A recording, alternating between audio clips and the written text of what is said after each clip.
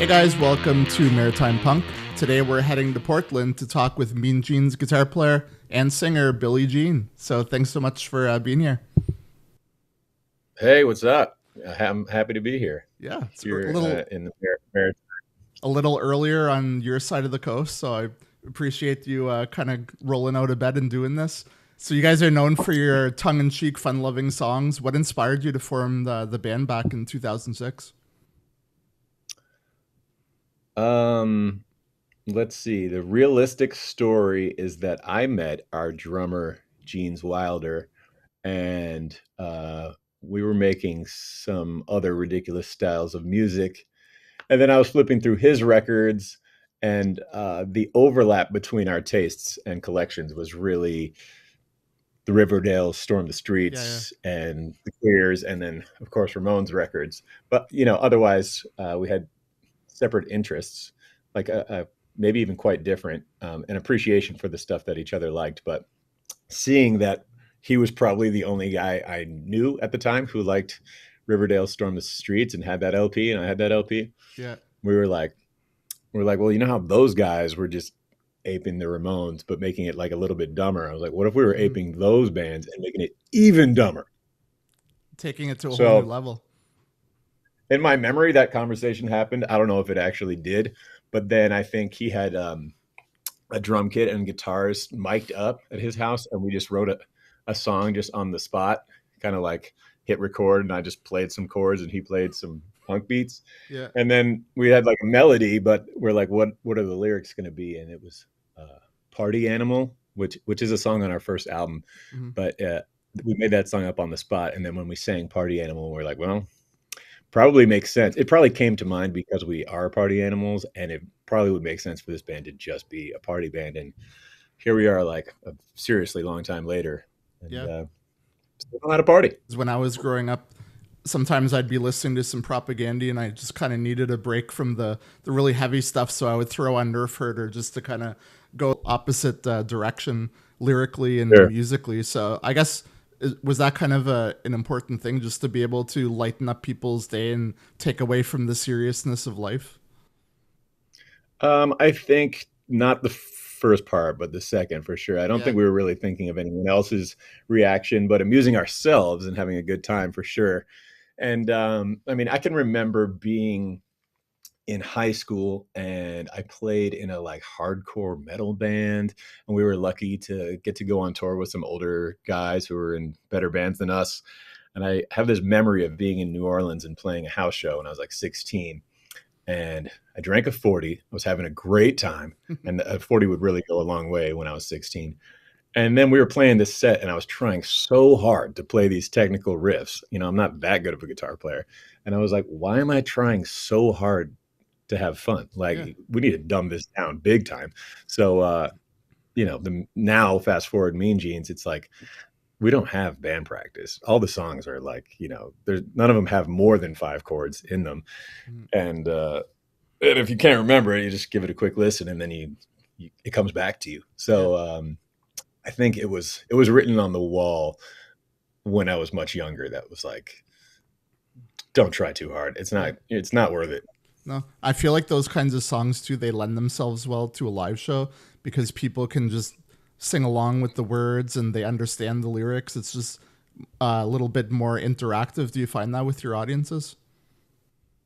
Sure. Well, when I'm comparing it to like a metalcore band in the year Yeah. 2000, yeah, where there might have been a couple songs possibly that had a single part where people were aware of what syllable you were saying, like, "Roar," but otherwise, it's just some Cannibal Corpse Yeah. mumbling. But yeah. I mean, as far as sing along stuff, I think one of our principles would be like, we like writing catchy songs, and Mm. if you have a song idea and it's not really catchy, you probably just throw it in the trash. Yeah. Just try another one. So, who are some friends you've made along the way in the punk rock community who've been helpful to you as a musician to kind of help the band grow, maybe give you some tips, that kind of stuff? Sure. I mean, I can think of 1,000 people who we've met who I love, and that's probably been like, one of the funnest parts of my life and our lives is just living in that punk sphere and who you meet on the road, etc. But as far as expanding us, I mean, we might be kind of an exception to the rule where we don't really do very much developing, Mhm. somewhat intentionally, but also probably because we just are not capable of developing. But um, we crossed paths with Kepi Gooley from the Groovy Ghoulies, Yep. over 10 years ago. And I think there was a festival in Portland and they wanted the Groovy Ghoulies, and he doesn't do Groovy Ghoulies anymore, but uh, it was suggested that the Mean Jeans be his backing band playing all Groovy Ghoulies. And we met him just at a Kepi Ghoulie show. And he said, I mean, he's like a really fun guy. If you can't tell, if you've ever paid attention to anything Yeah. he's done, you would know. Um, and he was like, just pick whatever songs you guys like the most from the Ghoulies catalog, which is like as good as it gets, really. If like a band that you like, you essentially join, and they're like, we'll just play whatever songs you like. So that it's not like we weren't already playing 3-chord pop punk stuff, but he's really just all about having fun, and does it without drugs or alcohol. I will add to that. But Mm. we went on tour with him probably a couple times and would play a Mean Gene set and then be his backing band. But it's just like it was just all about having fun. And it's like I think he never verbalized this, but it's like if you're having fun, other people are going to have fun, and there's no point in playing the show unless it's going to be fun for you. So had to blow up a lot of balloons before every set for him. Yeah. He has to unleash 100 balloons at every show because it's fun and people do Yeah. have fun when it happens. So Yeah. So are there yeah, ever any songs that you write that have kind of a fun, jokey feel to it, but there's actually a really like a serious underlying message that maybe people don't pick on? Do you sneak those kinds of songs in sometimes? yeah, I think we sneak in a lot of those. There's definitely an entire percentage of songs that are just silly and stupid, and that's that. And there's really no other layers to it. But I think for me and like songwriting, the Mean Jeans box, like fitting a song idea into that box, is like my brain works well for having those constraints. And it's like, all right, it's got to be catchy, it's got to be stupid, it's got to be funny, and then if you can like inject a little bit of truth or sadness or Mm. something in there. So I try to do that all the time. Yeah. Examples. Well, yeah. If I'm going back all the way to the beginning, the song I was just referring to that we recorded on the laptop in the corner of the room is it's called Stone to the Bone. And I think at the time, we're like, hey, we're doing like a party punk band and we got this Mm. song called Stone to the Bone. Yeah, dude. For all the bong rippers out there. But it's the lyrics to the song always were and remain kind of like a little bit depressing and just about needing to stay stoned to the bone and kind of cold to the world. Um, and yeah, I think bringing it all the way to 2024 and our new record, let's see, there's like a song called Taco Bell Parking Lot that is about sitting in a car in the Taco Bell parking lot. And that's silly for sure. But it's about a relationship gone Yeah. wrong. And so I'm always trying to fuse that in. But then there's always going to be just a couple really dumb ones that I have nothing to Just say about. because. Yeah, yeah. So tell me about your It latest just happened. latest music video for "Lost My Mind," bringing back the old Judge TV show days with a little Mean Jeans Yeah. flair. What was that video shoot like?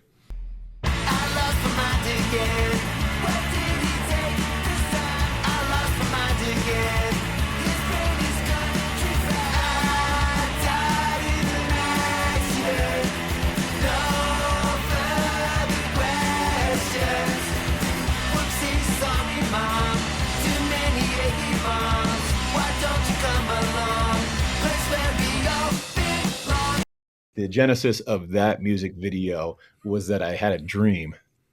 I woke up and I was like, in the dream, our bass player, Junior Jeans, was a courtroom TV judge, and it was cracking me up. And so, like, as soon as I woke up, I did some doodles, like kind of drawing it, and I was like, these are like storyboards. I was like, Yeah. I guess I'm just storyboarding a music video, and me and Jeans love making music videos, but at the same time, the record we did before this, there was like, some pressure, or we'll say encouragement to, hey, make a video, make it for this song. And to us, it's like, if you don't have a good idea for a video, then there's no point in making it.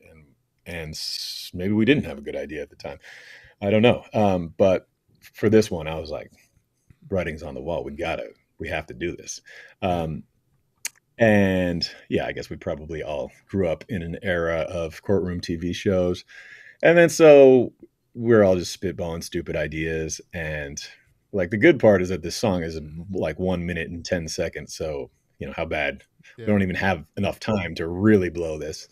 Uh, and so it's just a series of really dumb ideas under that format. It probably doesn't actually make sense. Definitely some continuity errors in there, Mhm. wardrobe making absolutely no sense there. But once it was all together, um, I guess it was like, all right, well, see, now this is a music video, but it's also sort of a pilot for the next stage of Mean Ooh. Jeans, where we stop playing pop punk and we start making courtroom TV. And the premise for this one is that Judge Jeans, uh, just like any other show, any other courtroom TV show, except he is a party animal and has zero qualifications. Love it. So he's not a real judge, but he's still going to judge, Yeah, and yeah. and you're stuck with the verdict, Man. Take my money. It's old.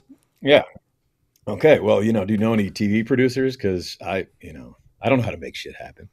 I'm I just mean, making I'm a local playing guitar TV in my room. producer with zero budget. Perfect. All right. Let's do Well, this. let's. Yeah, you know anybody with some money? No, I Yeah. wish. That's the problem. The age old problem. Yeah, I might know. Yeah. See that I Well, was thinking that's where you come in with a little bit of seed money yeah. for this season one.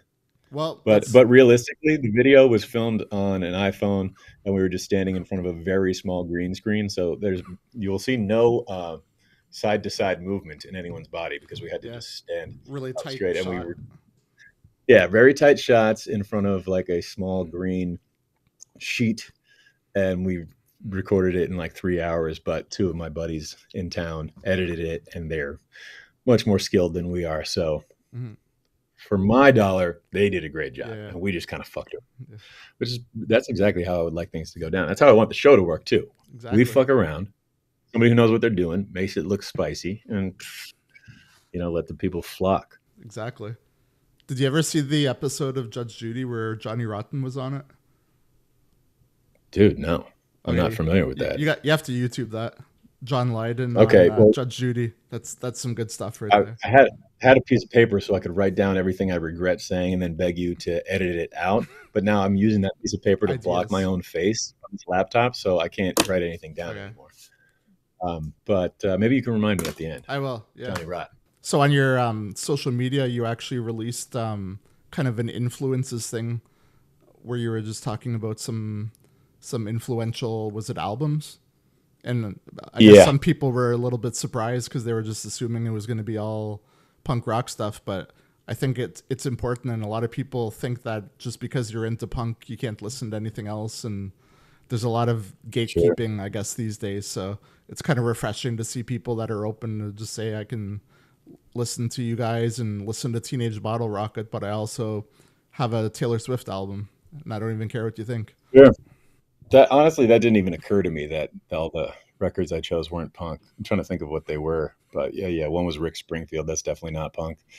But I don't know. I grew up on punk, and I'm grateful for the people who showed me the records I got into. But I don't like listen to punk all day, every day. Yeah. Listen to all kinds of shit, and I think it's crazy to be in a band, or just to be alive and interested in punk in 2024 when like all these legacy bands who, to no one offense to no one, but they peaked in the mid 80s, like that was literally 40 years ago, Yeah. and punk as a style, that's 50 years old, and that people who are into it now are going to see bands that were actually playing Mm-hmm.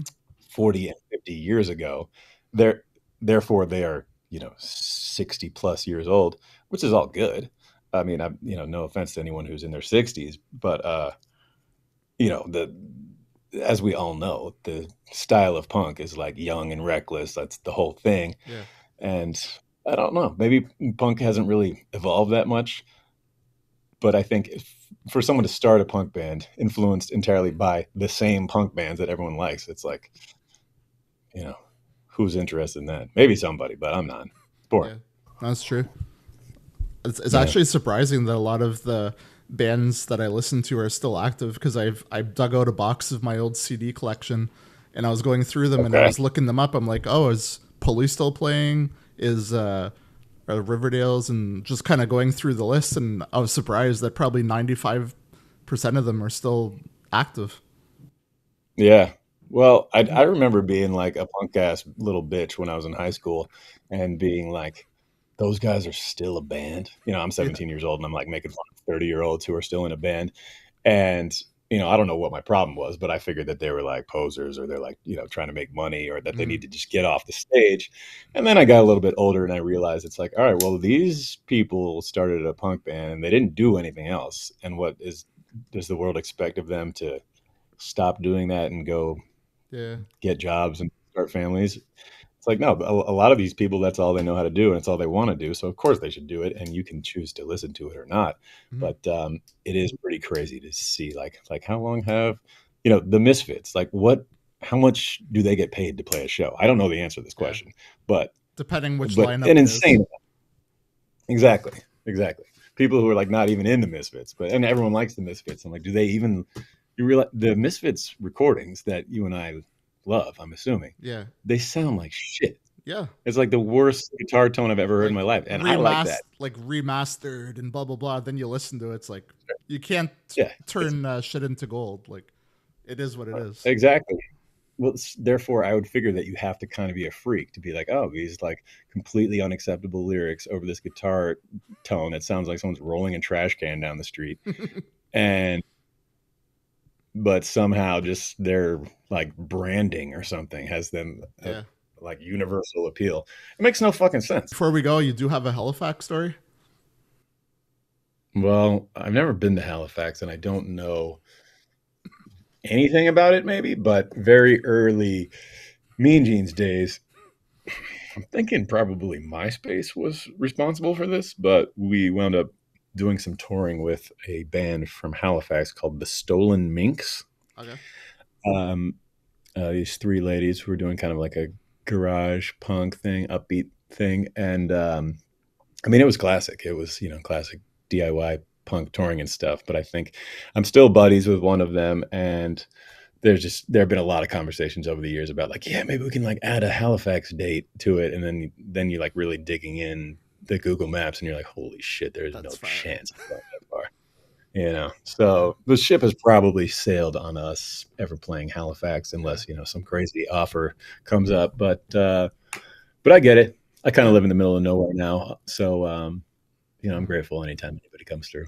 All right. Well, we're gonna make a plan. We're gonna find an investor, somebody watching that's gonna put some money into this judge show. We're gonna have a Mm-hmm. Netflix series. The money from the Mm-hmm. series is gonna front the tour straight across Canada, straight across the U.S., and we're golden. Well, So I think, yeah, some of those profits should go toward a festival that occurs in Eastern Canada to really put it on the map because we're boom. going to get a bunch of artists. I mean, Mean Jeans alone, that's not going to do anything for your No. credibility. How about Mean Jeans, and you can round up the top 10. All right, Make a just show make me a the money. wish list. Exactly. All right, I got it. Awesome. So that was Mean Jeans. Check out their latest album. It's fun stuff. Great music to listen to when you're in the Taco Bell parking lot. And we'll see you next time on Maritime Punk.